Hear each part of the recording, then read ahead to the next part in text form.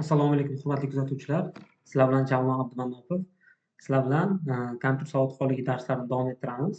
Hop, bugungi mavzuda sizlar bilan bulutli xizmatlar mavzusini ko'rib chiqishimiz kerak. Hop, bulutli xizmatlar ham juda muhim mavzu, juda muhim narsa. O'rganib olsanglar, sizlarga juda ham katta foyda beradi. Hop, o'zi bulutli xizmatlar nima? Bulutli xizmatlar bu qanaqadir fayllarni, papkalarni o'zingiz kompyuteringizda emas, balki internet orqali o'sha biror bir kompaniyani kompyuterlarida saqlash va ishlatish imkoniyatini beradigan xizmatlar. Mana misol keltiradigan bo'lsam, siz Instagramga kirib, akkaunt ochib, qanaqadir video yuklab, keyin yuklab bo'lganingizdan keyin telefoningizni yo'qotib qo'yadigan bo'lsangiz, umuman boshqa telefondan, boshqa kompyuterdan, boshqa qurilmadan shu Instagram akkauntingizga kirsangiz, haliyam Instagramga qo'ygan videolaringiz turgan bo'ladi. Mana misol uchun, sizlar ko'rayotgan hozirgi YouTube video ham o'sha ma'lumotlarni bulutda saqlanishiga misol. Ya'ni men o'zimni kompyuterimdan YouTube'da kompyuterlarni xotiralariga shu videoni yuklab qo'yganman. Sizlar masofadan turib shu videoni ko'ryapsizlar. Bu ham o'sha bulutga yuklash. Yo bo'lmasa Telegramda qanaqadir kimdirlar bilan gaplashasizlar, qanaqadir video yuklaysizlar, rasm yuklaysizlar, matn yozasizlar. Keyin u matn yozgan telefoninglarni yo'qotib qo'yib, yo bo'lmasam umuman boshqa qurilmadan o'sha Telegram akkauntingizga kiradigan bo'lsanglar, haliyam o'sha yozishmalaringlar, saqlagan videolaringlar, rasmlaringlar, yozuvlaringlar turgan bo'ladi. Bu ham bitta o'sha bulutga misol. Ya'ni siz Telegramda kimgadir xat yozganingizda, u xat Telegramda kompyuterlarda saqlanadi. Siz masofadan turib o'sha Telegramda kompyuterlardagi ma'lumotni o'qiysiz yoki o'zgartirasiz. Shu narsani ham bulutga misol keltirish mumkin.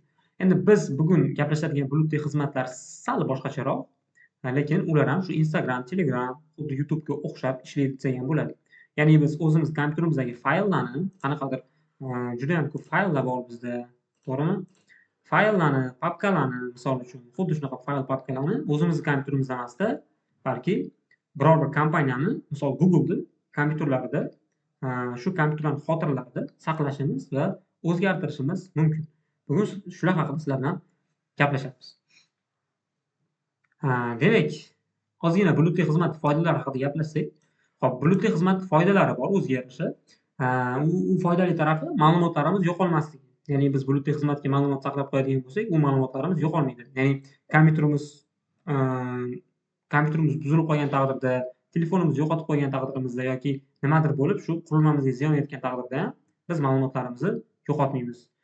Keyin xohlagan qurilmadan kirish imkoniyati. Ya'ni xuddi Telegram akkauntga bir necha telefondan, bir necha qurilmadan kirish imkoniyati bo'lgandek, bulutli xizmatlarga ham bemalol xohlagan qurilmadan kirish mumkin. U qurilma tanlamaydi. Chunki bizni ma'lumotlarimiz, ya'ni o'sha bulutda saqlagan ma'lumotlarimiz bu qurilmamizga bevosita bog'liq emas. Keyingisi bu xohlagan joydan kirish imkoniyati. Ya'ni biz hozir misol men aytaylik O'zbekistonda YouTube'ga video yuklab, keyin Amerikaga borib, Amerikadan birorta noutbuk sotib olib, o'zimni YouTube akkauntimga kiradigan bo'lsam, men yuklagan videolar hali ham turgan bo'ladi. Yo bo'lmasam Telegram akkauntdan xuddi shunaqa. Bitta viloyatdan Telegramda foydalanib, boshqa viloyatga borib, boshqa viloyatdagi kompyuterdan yoki telefondan shu Telegram akkauntingizga kiradigan bo'lsangiz, Telegramda yozishgan narsalaringiz hali ham turgan bo'ladi. Xuddi shunaqa. Ya'ni xohlagan joydan kirish mumkin. Xohlagan joydan kirish mumkinligi yana bitta isbot. Men umuman boshqa joydan turib bu videoni yozyapman. Siz umuman boshqa viloyatdan, boshqa shahar, kerak bo'lsa boshqa davlatdan turib bu videoni ko'ryapsiz. Bu ham xohlagan joydan kirish imkoniyatiga misol bo'lishi mumkin. Bundan tashqari telefon, kompyuter qurilma xotirasini tejaydi. Ya'ni siz agar o'sha bulutli xizmatlarga fayllaringiz yoki papkalaringizni yuklab qo'yadigan bo'lsangiz, papka o'sha beriladigan hajmiga qarab, misol uchun ba'zi bir bulutli xizmatlar 15 gigabaytgacha sizga xotira beradi. Ya'ni 15 gigabayt xotiraga nimadir yuklab qo'yib, kompyuteringizni o'chirib yuborsangiz bo'laveradi. Chunki ular bulutda saqlanadi. Xo'p, endi keyingi foydasi ba'zi bir fayllarni onlayn tahrirlash imkoniyati bor. Ya'ni qanaqadir fayl yuklab qo'yib turib, misol Word, Excel, PowerPoint fayllarni yuklab qo'yib, shu fayllarni onlayn tahrirlash imkoniyati bor. Undan tashqari, bitta faylni bir necha odam tahrirlashi ham mumkin. Ya'ni men bulutli xizmatga biror bir Excel faylni Word faylida yuklab qo'ysam va sizga uni o'sha manzilini berib, o'zgartirishga ruxsat bersam, bemalol siz ham o'sha faylni internet orqali o'zgartirishingiz, tahrirlashingiz mumkin. Xo'p, endi bulutli xizmatlarning kamchiliklari. Xo'p, bulutli xizmatlarning kamchiliklari bir nechta. Birinchisi bu shaxsiy ma'lumotlar kiritish juda ham xavfli. shaxsiy rasmlar, shaxsiy qanaqadir ma'lumotlarni, kompaniya ma'lumotlarini agar jiddiy shaxsiy ma'lumotlar bo'lsa, kiritish mumkin emas. Ya'ni mumkin emas qanaqa? Xavfli.